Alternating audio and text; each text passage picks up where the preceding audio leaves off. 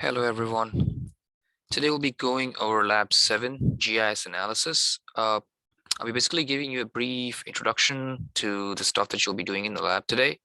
You'll be working with dissolve, union, intersect, buffer, clip tools. You'll be doing certain analysis, which are important. And basically you learn to use the tools that I mentioned and derive certain answers.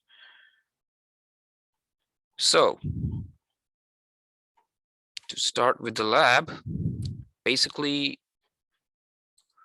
open your FW3540_labs project and going to insert a new map and name it as Lab 7 analysis.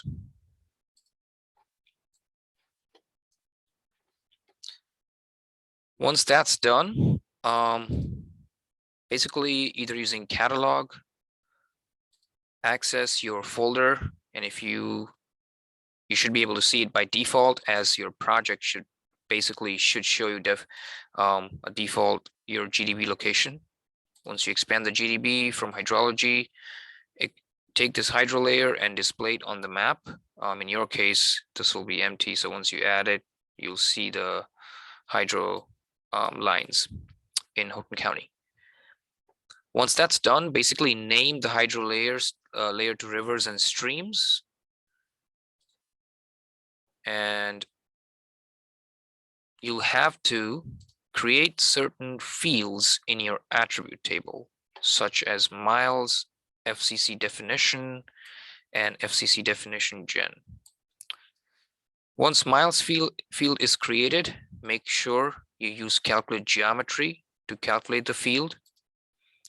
One other thing you want to be, ensure is that check your properties, that your layer is in a correct coordinate system, Michigan GRF meters.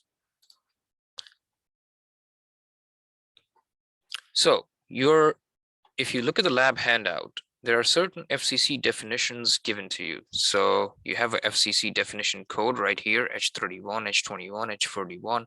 So right now, simply if I look at these code, it doesn't mean anything to me because I don't know what those codes are representing. So in order to, to make more sense, we create this FCC definition field. So this definition is basically linked to this code. You'll have a PDF on Canvas, hydrography.pdf, which is basically download that PDF and take a look at it. It contains a lot of definitions for part of Michigan. It's also mentioned in your lab handout. So if you look on page 2, there is, let me pull this here. So right in here, if you see, basically code H90 means artificial water boundary, H11 means Great Lakes shoreline. So you want to use these definitions and codes, basically use these code and the definition to assign them a particular name or definition. So in order to do that, you'll have to use select by attribute and create a new expression where you want to select FCC is equal to, let's say, H11. Once you click apply, it will select all of the line features where the code is H11. Now I'm going to switch here from the all fields to the selected records. This makes more sense as it kind of ensures that you have only H11 selected and nothing else. Now, in your case, the FCC definition will be empty. When you create the FCC definition field using the add field, make sure the type is text and the length is 40. So once H11 is selected, you can right click on it and do calculate field. And what I would do is, in order to populate this FCC definition, I'd basically copy the Great Lakes shoreline, that's what H11 is, and then put it into double inverted commas, and basically hit apply. Once you do that, it's going to populate the Great Lakes shoreline. So if you see now, FCC H11 is Great Lakes shoreline. All right. So you need to do that for the rest of the codes. Once all is done, basically hit this clear button. That's going to ensure that nothing is selected in your attribute table. All right. Once that's done, we need to create another field in the attribute table that's called FCC definition gen. Now, what happens here is all of these codes have a unique definition. So it's pretty detailed, right? Now, what we're going to do is we're going to group some of them. So like we're going to group some of the common classes, let's say rivers or stream, hydrographic connector, two-banked stream, into one class, river or stream. So basically we are saying if any like all three of these are falling under river or stream class. So using the table that's given in your lab handout, what I would do is basically now you have your FCC definition populated for each of the FCC code. So do a select by attribute and create a new expression. In this case, let's say for the first one in the as per the lab handout, we want to select FCC definition is equal to river or stream. Now, for river or like for the first one, where we are saying that we want to create the FCC definition gen for river or stream, there are three classes that's going to fall under that. So in order to select multiple things in your select by attributes, once this is done, you need to add a clause. And there are two functions here, and or. And you want to be really careful with which one you use. Go back to the lecture slides or search online help for ESRI and see the and or function differences. Again, select FCC definition is equal to hydrographic connector, add a clause, or FCC definition is equal to two-banked stream. Now, once that's done, hit apply. Now, if you see under the selected records, it has selected all three of those classes. Once that's done, now you have a FCC definition gen field, which should be empty in your case. So once this is selected, basically right click, calculate field, and then call this again in double inverted commas, rivers or stream. And once you hit apply, it's going to get the name. So that's pretty easy and straightforward. Once that's done, basically clear the window out and exit out of the attribute table. Now, in the next step, you're going to use a tool called dissolve. So you're using dissolve to spatially generalize the hydro feature class. So let's go to the geoprocessing tool and search dissolve. So as it says, it aggregates features based on specified attributes. So within this, we are going to select our rivers and streams layer. So my input feature is going to be rivers and streams. My output feature class is going to be hydrogen. Now, as we have discussed this in the lab many times, when you're defining the output feature class, make sure you click on the browse, go into your GDB. In my case, this is like, it's already default because we're in the same project. It's going to lead you directly to the GDB. If not, you want to make sure that you go into your F23530 geodatabase. Go under hydrology and name this as hydrogen. You can already see it in my case because I already created that. So name it hydrogen right here and then click save. And that should populate here as hydrogen. Once that's done, you want to select the dissolve fields. So this ensures that the fields on which to aggregate the features. So we are going to select the FCC definition gen right in here and make sure you uncheck the create multipart features. If it's checked, like it creates multi-part features, that means it's, separates different features. Whereas if it's unchecked, it won't create a multi-part features. Individual features are created for each part. So we want to uncheck that.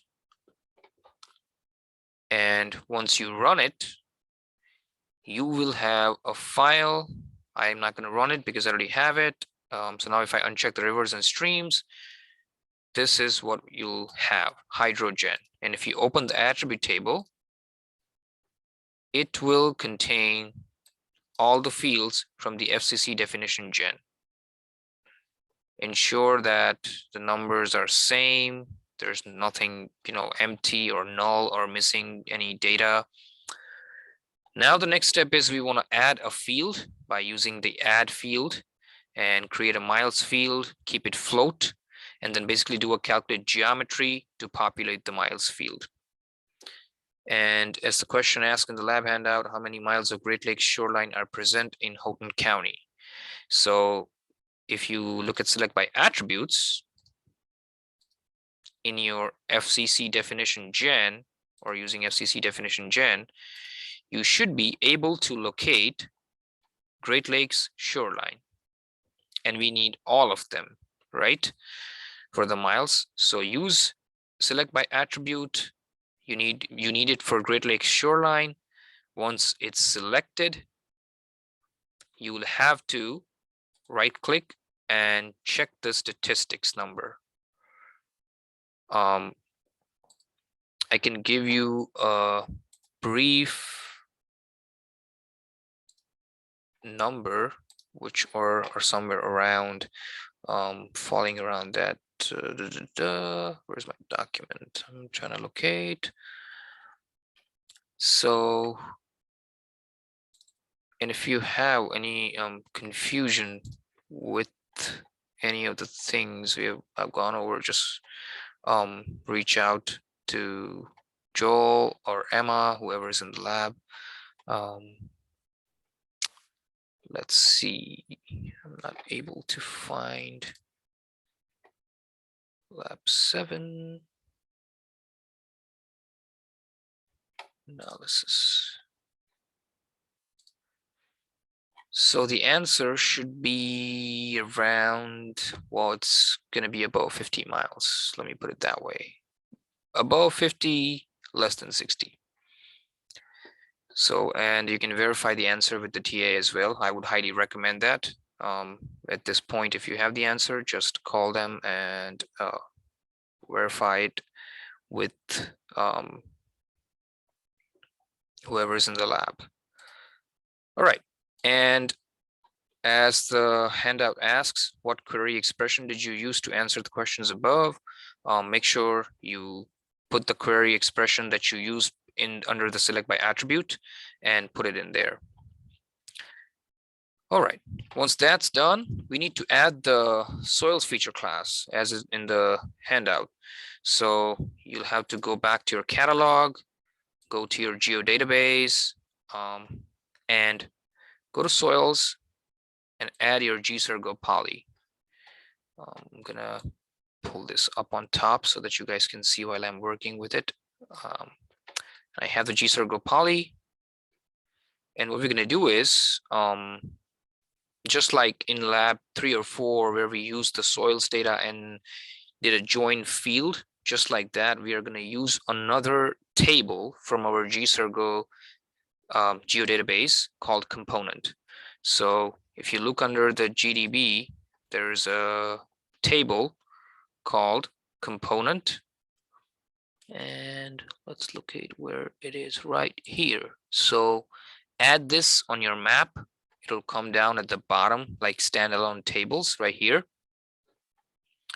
And once that's done, and if you have deleted the GSRGO geodatabase soils data, basically either go back and download or go to the public drive, because it's still there. So, or take help of Joel or Emma. All right. Now, once the GSRGO poly is added on the map, what we need to do is we need to join this component table to the GCircle poly. So if you right click on the layer under joins and relates, there's a thing called add join. So once you click on add join, populates like this, and you want to use GCircle poly, your input field is going to be mu key, and under component, that's going to be map unit key. And we're going to keep all target features. Once that's done, hit OK. Now, what we're basically going to look by using this component table is that it contains information on are the soils hydric or not. So once it is joined, if you open the attribute table, you'll see that your attribute table has much more information than it used to.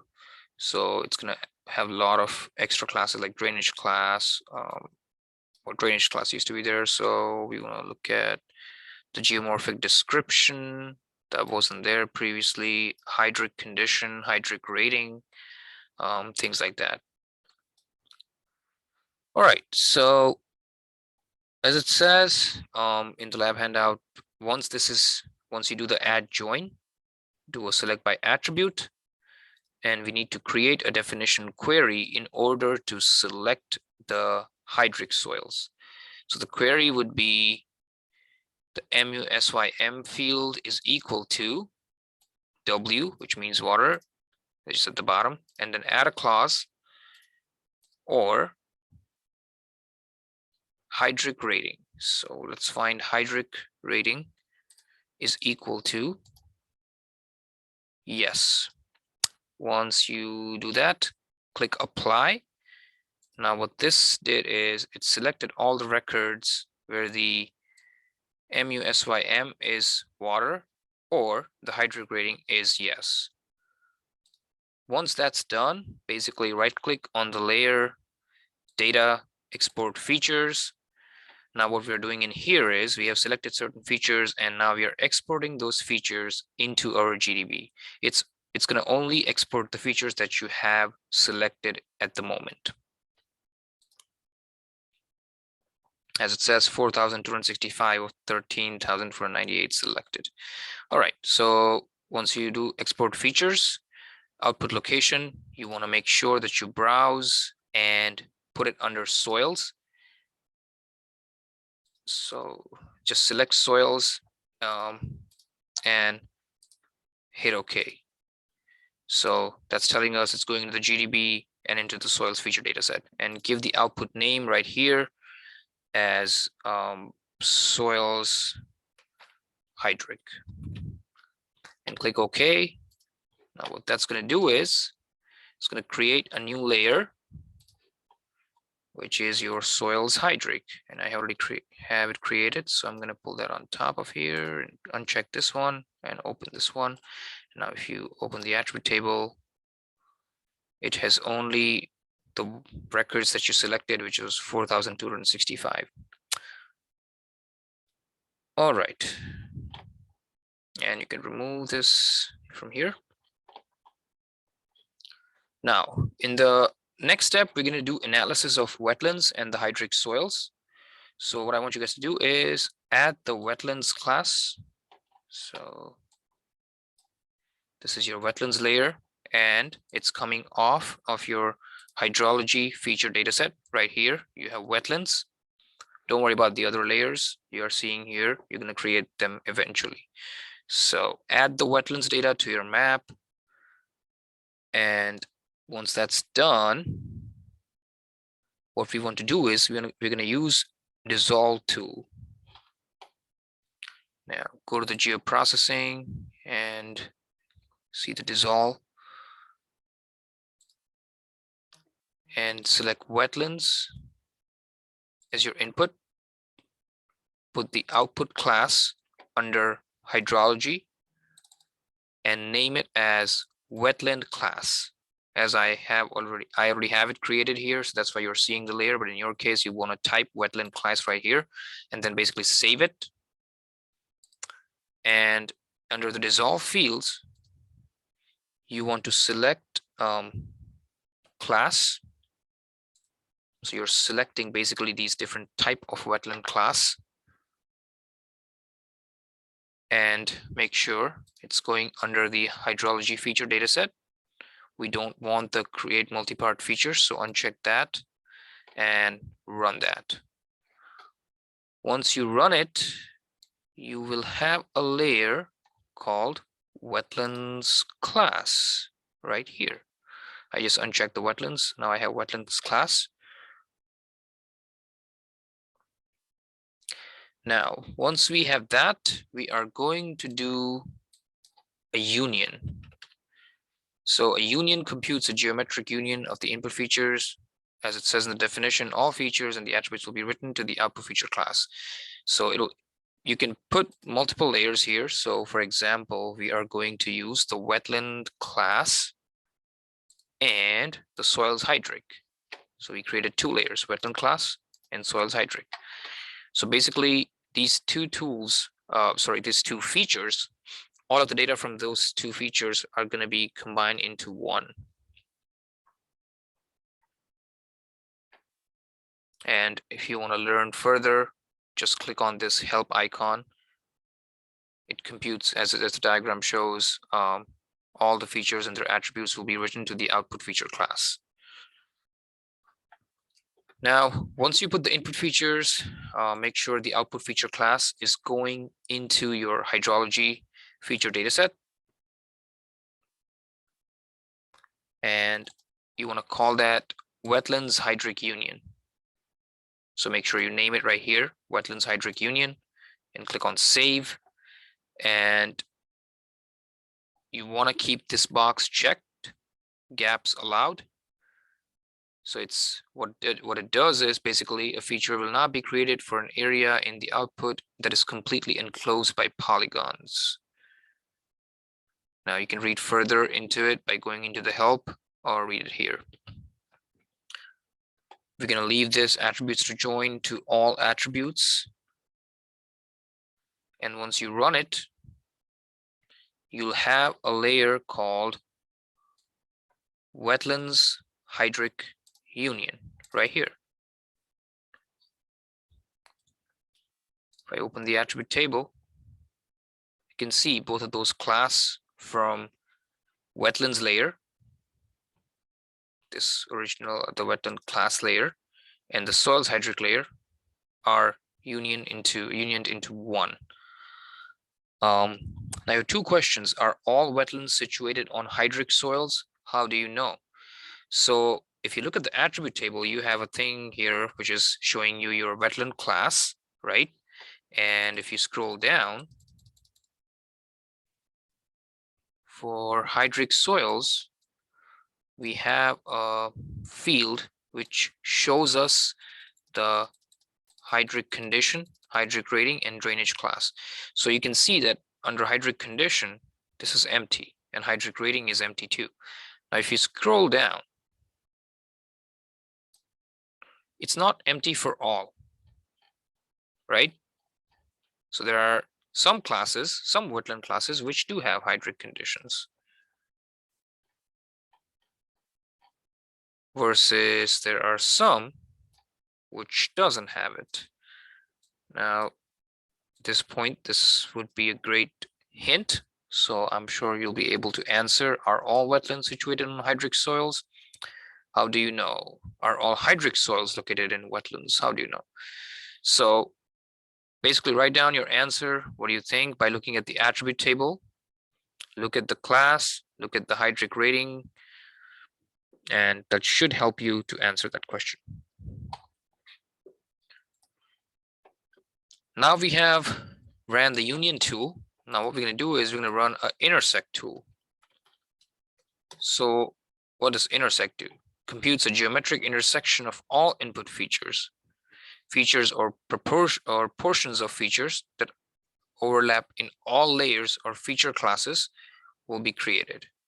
So if you see, compared to union, this only creates an output feature where there's overlap of features.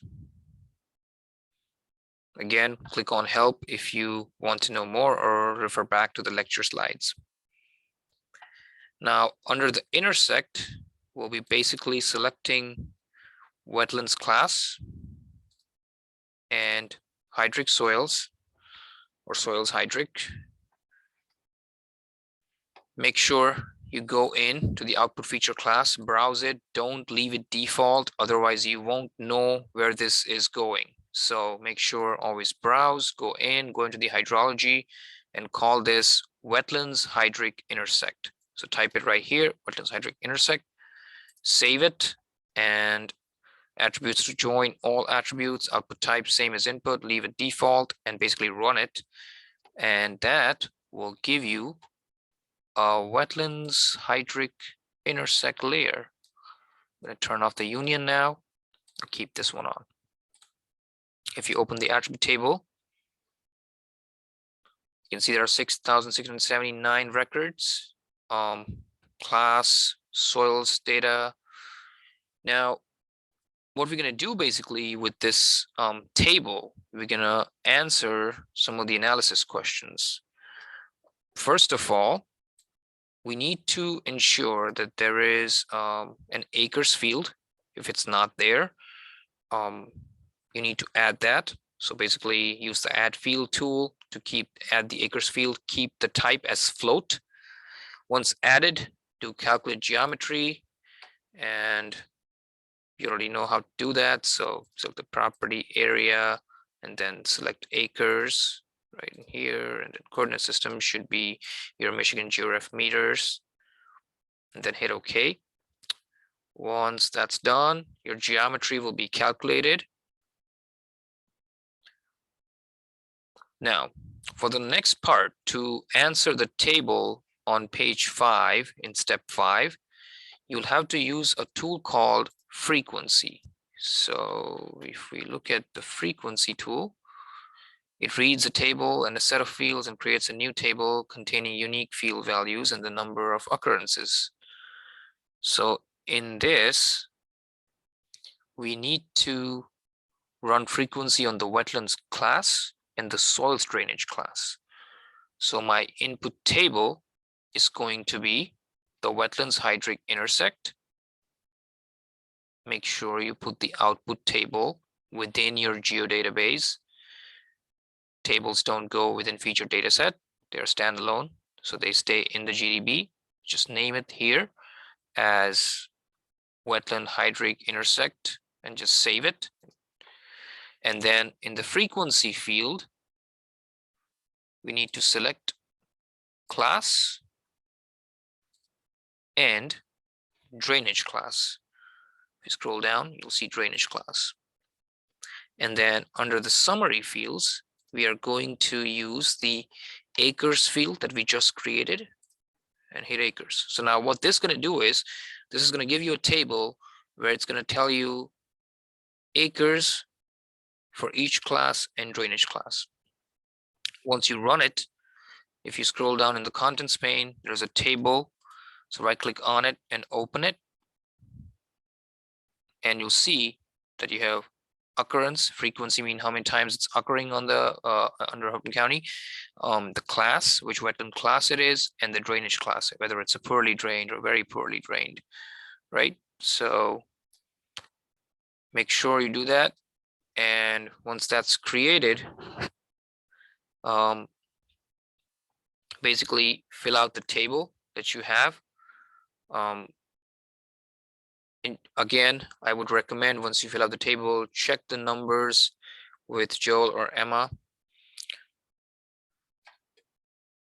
Or if you're working from home, or if you're not in the lab, then basically send an email to me or Mike or Joel or Emma, and then we should be able to figure it out. Now, there is a question after the table that asks, to what do you attribute the gaps in the frequency table? So there are certain gaps in your attribute table, right? So basically, those gaps are attributing to the data is not there. So you want to think it in terms of the wetland class and the soils layer, and the drainage class and the wetlands data. So looking at those two things, you should be able to answer that. Now, this next question and the last question, the analysis question, is kind of from the past lab practical exam.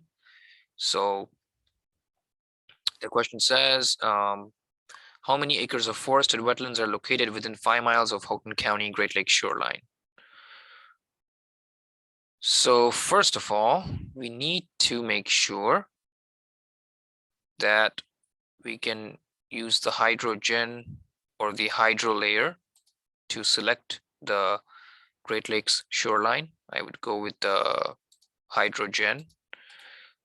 So if you open the attribute table, you have a FCC definition gen, right? So you want to do a select by attribute and equal to Great Lakes shoreline. And so you hit apply, hit OK. You can see there are 3 different line features for the Great Lakes shoreline, and they are located right here in Houghton County on the shoreline. Now, the handout says that we'll need to use buffer and clip tools to answer the question, right? So the question is saying that how many acres of forested wetlands are located within 5 miles of Houghton County Great Lakes shoreline? So we need kind of we have a number that says 5 mile, and we know it has to do something with the Great Lakes shoreline, and we need wetlands that are located within those 5 miles, right? So in order to create that 5 mile, we're going to use a tool that's called buffer.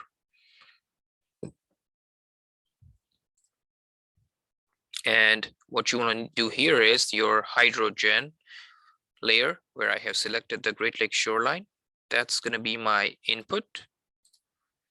My output feature class, you want to make sure you go to the hydrology feature dataset and call this as hydrogen buffer or something like that. Basically save it. And this is the important part where you define the distance. So in this case, it's a linear unit, and we want to choose miles. And then I'm going to say 5 miles right here. And we're going to dissolve all output feature into a single feature. And you can read further about it by clicking on this information. And I highly recommend read it, please.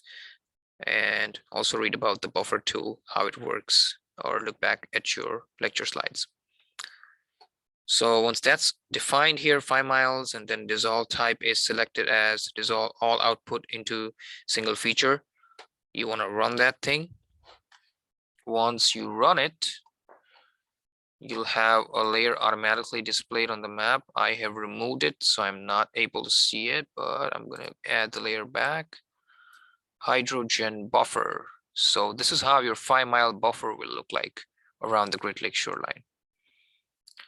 Now, once this is done, basically hit the clear so that nothing is selected in this hydrogen layer. So now you have your buffer. Now we need wetlands that are within this buffer, right?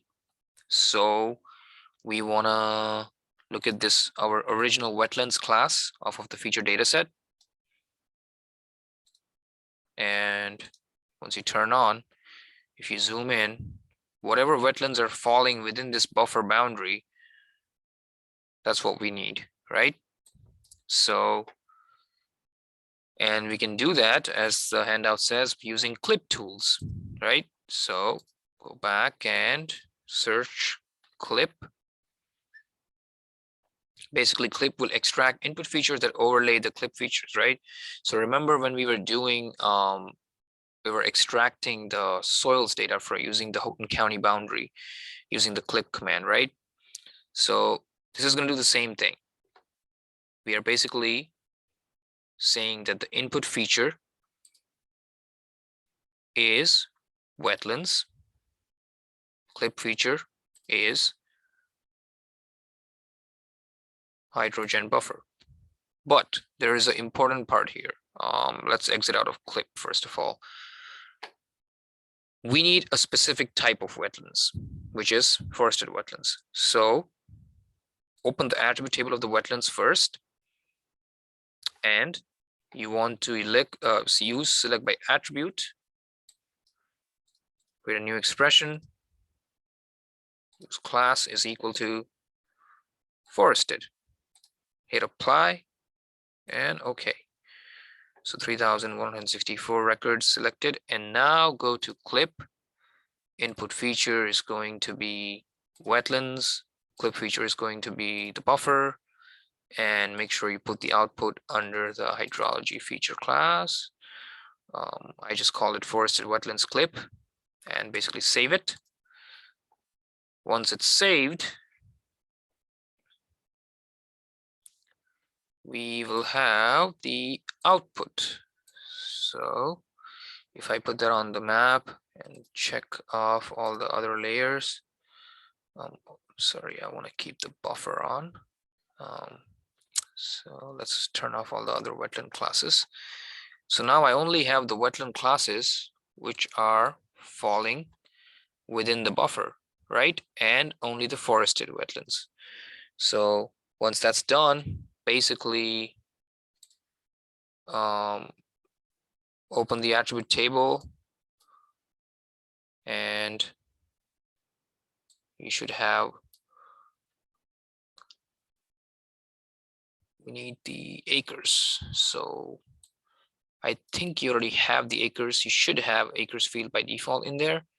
But again, we want to make sure that we do calculate geometry on the acres, area, acres, and then coordinate system, and then hit OK. And then once that's calculated, you want to use statistics by right-clicking on the field while this is getting done. So once you do the calculate geometry, right-click on it and do statistics. And once you'll see statistics, you should be able to see the sum, which is the total acres for the forested wetlands. So look at the sum. That will be your final number for the question. Again, I would clear these selected records before exiting out. So clear and then close that. So that basically concludes your lab 7. If there's any questions, confusion, feel free to ask, and well, basically email me. You'll have to construct a flowchart for your analysis procedure. So what we did just using the buffer and clip commands, you'll have to create a flowchart for that. So this is not due, I think, after spring break. So when you come back after spring break, that's when it's due. But I would say just get done with it in the lab while you're in there so that the TAs can help you. And if you have any questions, concerns, just email me or reach out to Mike, Joel, or Emma. So that should basically conclude your lab 7. All right, thank you.